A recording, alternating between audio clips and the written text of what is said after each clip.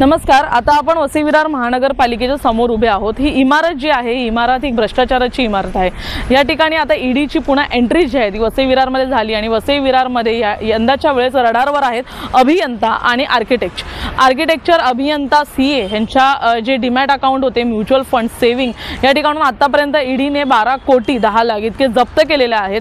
त्याचबरोबर 25 लाख रुपयांची रोख रक्कम जी आहे ती ईडीच्या हाती लागली आहे। परंतु याच्यामध्ये सगळ्यात मोठा मुद्दा हा होता की या संपूर्ण कारवाईच्या मागचं मोठं कारण म्हणजे 41 इमारती होत्या। 41 इमारती अचानक तुटल्या, त्यामध्ये जी कारवाई झाली त्याच्यानंतर राजकारण पेटलं आणि या संपूर्ण मुद्द्यानंतर जे ते वायस रेड्डी नगररचना विभागाचे अधिकारी यांच्या घरी ईडीचा छापा पडला आणि या संपूर्ण मुद्द्यामध्ये जे आहे ते त्यांच्या घरून जवळपास 30 कोटी इतका मुद्देमाल आणि रक्कम जप्त झाली। या संपूर्ण घटनेनंतर जे आहे ते ईडीची पुन्हा वसई विरारमध्ये एंट्री झाली आणि यंदाच्या वेळेस त्यांच्या रडारवर आहेत अभियंता आणि आर्किटेक्चर।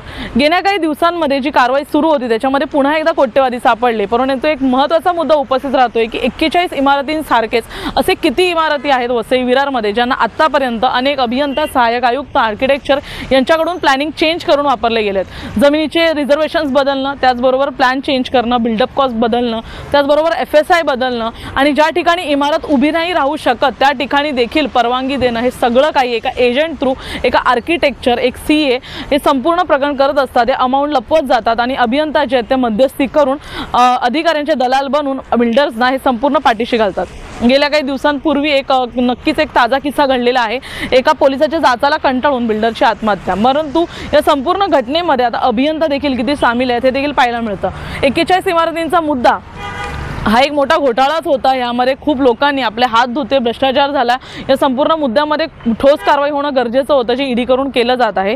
परंतु कारगिल नगर, सहकार नगर, फुलपाडा असे अनेक परिसर आहेत वसई विरारमध्ये। नालासोपाऱ्याचा संतोष भुवन, नागिनदासपाडा, विजयनगर असे अनेक परिसर आहेत ज्याच्यामध्ये अजूनही अभियंता, सहाय्यक आयुक्त, आर्किटेक्चर मिळून असे अनेक इमारती उभ्या करतायत। त्याचबरोबर फॉरेस्ट डिपार्टमेंट देखील यामध्ये मिळालेलं आहे। अनेक इमारती फॉरेस्टच्या डिव्हिजनमध्ये बनवले जात आहेत। मोठमोठे डोंगर तोडून मध्ये इमारती चाळी बनवल्या जातात। त्यांच्यावर कारवाई कधी होणार हा एक मोठा प्रश्नचिन्ह आहे। ईडीच्या रडारवर जेव्हा सहाय्यक आयुक्त आणि अभियंता येऊ लागले तेव्हा आता अनेक नेत्यांनी इथून पळ काढलेला आहे। अनेक सहाय्यक आयुक्त गायब झालेले आहेत, अनेक अभियंता लपलेले आहेत। कारण कुठेतरी आता ही कारवाई जवळपास आयुक्तांच्याच गळ्याशी जाऊन थांबते का असा एक मोठा प्रश्नचिन्ह उपस्थित राहिला आहे। कारण आयुक्तांच्या सहीशिवाय इतके मोठे जे स्ट्रक्चर्स आहेत ते बनू शकत नाही। यामध्ये जितके आयुक्त होते त्यांचा देखील विचार केला गेला पाहिजे।